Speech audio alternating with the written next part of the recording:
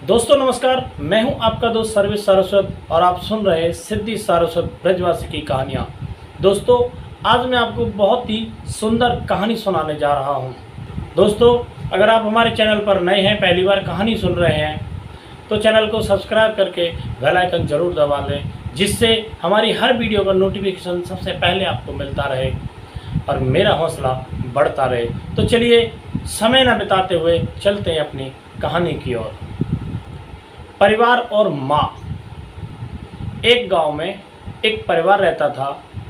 उस परिवार में 6 लोग थे, माँ, बाप और 3 बेटे और 1 बेटी। परिवार बहुत ही खुशहाल था।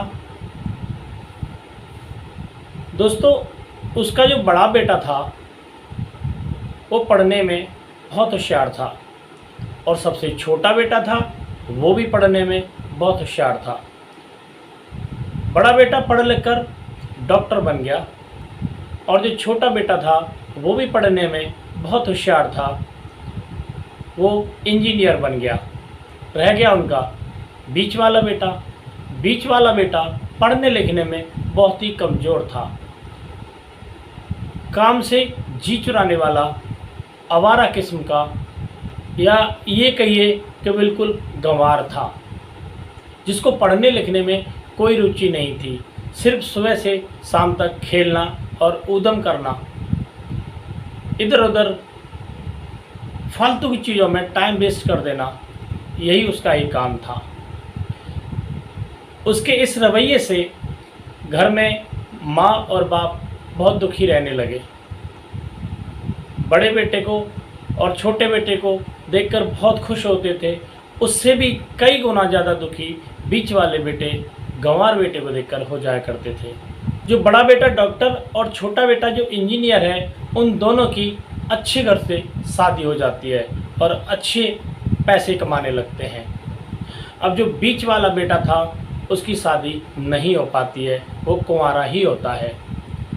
दोनों की शादी होने के बाद फिर नंबर आता है उसकी बहन का एक अच्छा परिवार देखकर, खुशहाल परिवार देखकर।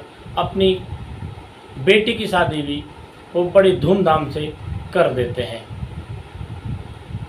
बेटी अपने ससुराल चली जाती है और बड़ा बेटा और सबसे जो छोटा बेटा था अपने बच्चों को अपने साथ रखने लगते हैं। माँ बाप के पास में बीच वाला जो गंवार बेटा था वो रह जाता है और माँ बाप की देखभाल करता है।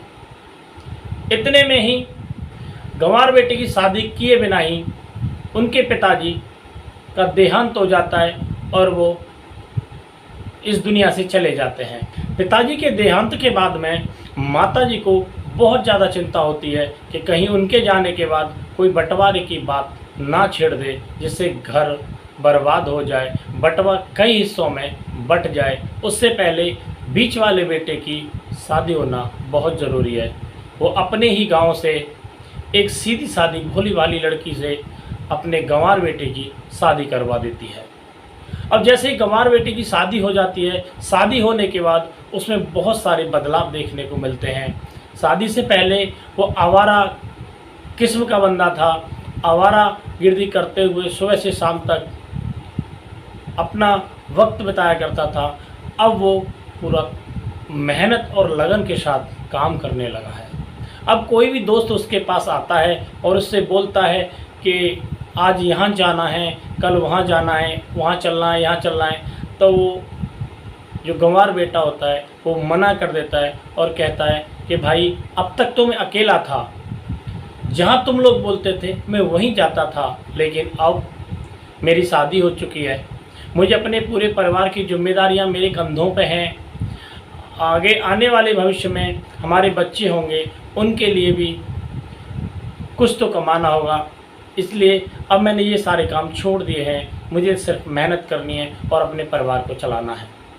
ऐसा कह के वो उनको मना कर देता है और अपने काम पर चला जाता है, लेकिन फिर भी अपने बड़े भाई और छोटे भाई के बराबर नहीं कमा पाता, क्योंकि पढ़ा लिखा नहीं था।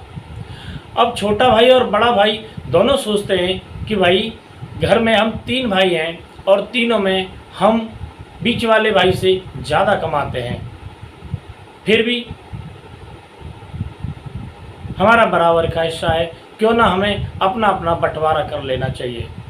माँ के लाख मना करने के बावजूद भी वो दोनों भाई नहीं माने और उन्होंने बंटवारे की तारीख तय कर दी और घर में बता दिया कि उस तारीख को हमारे घर का बंटवारा होगा, हमें अब अलग अलग रहना है। अपनी बहन को भी सूचना कर दी जाती है कि हमारा बंटवारा होगा, तुम्हें भी यहाँ आना है। बहन को भी बुलवा लिया जाता है। जो गंवार बेटा था वो भी अपने काम पे जा रहा था, तभी उसके भाइयों ने उसको भी बताया कि हम अपने घर का बंटवारा करने वाले हैं, आज तुम भी काम पर मत जाना। लेकिन बीच वाला बेटा था वो बोलता है, भैया कोई बात नहीं, अगर आपको बंटवारा करना है तो आप बंटवारा कर लीजिएगा, शाम को मैं आऊँगा तो मुझे बता देना अंगूठा कहाँ लगाना है, मैं वही अंगूठा लगा दूँगा। जैसा आप करोगे सही करोगे और मुझे वही मंजूर होगा। तभी माँ बोलती है कि नहीं बेटा, बंटवारे के समय पर अगर तुम यहाँ होगे तो ही अच्छा होगा, क्योंकि बंटवारा तो सबके सामने होता है। इतने में ही उनकी बहन थी वो आ जाती है और वो इन बातों को सुन लेती है। वो भी अपने भाई से बोलती है, अरे बेवकूफ़, तू तो गंवार का गंवार ही रहा। अरे बंटवारा होगा तो बंटवारे में सबको रहना बहुत ज़रूरी है और सब लोग अगर यहाँ होंगे तो बंटवारा करने में बड़ी आसानी होगी। और आज तो तुम्हें यहीं रहना चाहिए, आज काम पर जाने से तुम्हें रुक जाना चाहिए। माँ भी काफ़ी समझाती है, फिर वो मान जाता है। इतने में ही वकील आ जाता है।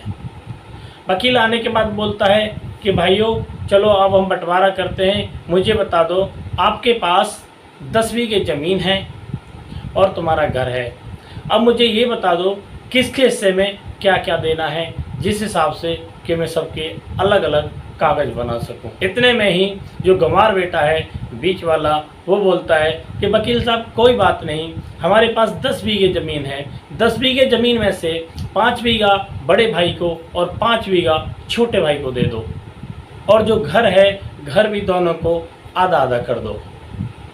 अब ये बात सुन के उसकी बहन बोलती है कि अरे भाई ऐसे थोड़ी ना कोई बंटवारा होता। बड़ा भाई बोलता है तो फिर तुम क्या लोगे, घर भी तुमने हमें दे दिया और खेत भी हमने आधा आधा हमारे हिस्से में तुमने कर दिया, तो तुम्हारे हिस्से में क्या है, तुम क्या लोगे। तभी वो मुस्कुराते हुए बोलता है कि भैया कोई बात नहीं, खेत आप दोनों रख लो, घर भी आप दोनों रख लो, मेरे हिस्से में तो सिर्फ मेरी माँ है, जो मेरी माँ मेरे पास रहेगी और माँ से बड़ी वसीयत कोई नहीं होती। इतनी बात सुनकर दोनों भाई चौंक जाते हैं। तभी वो अपनी पत्नी से बोलता है, क्यों मेरी प्यारी पत्नी, मैंने जो कहा वो सही है ना, मैंने कुछ गलत तो नहीं कहा। तभी गंवार बेटे की पत्नी खड़ी होती है और माँ जी के गले से लिपट जाती है और वो कहती है, माँ से बड़ी दौलत इस दुनिया में और दूसरी हो ही नहीं सकती। अगर मेरे हिस्से में माँ आती है तो इससे बड़ा खुशनसीब कोई और नहीं हो सकता। और इतने में ही जो गंवार बेटा है वो भी माँ के गले से लग जाता है। माँ भी अपने गले से दोनों बहू और बेटे को लगाकर रोने लगती, आंखों से आंसू निकल पड़ते हैं, भावुक हो जाती है। बहन की आंखों से भी आंसू आते हैं। बहन बोलती है कि वाह भैया, मैं तो तुम्हें बहुत गंवार समझती थी, लेकिन सच में बेटे का फ़र्ज तो यही होता है जो आपने निभाया है। शादी के बाद तुम्हारे प्रति मेरे दिमाग में भी बहुत बड़ी गलतफहमी थी कि मेरा भाई गंवार है और मैं तुम्हारे पास कम आया जाया करती थी, बड़े भाइयों के पास और छोटे भाई के पास मैं ज़्यादा जाया करती थी, क्योंकि मैं तुम्हें समझ नहीं पाई।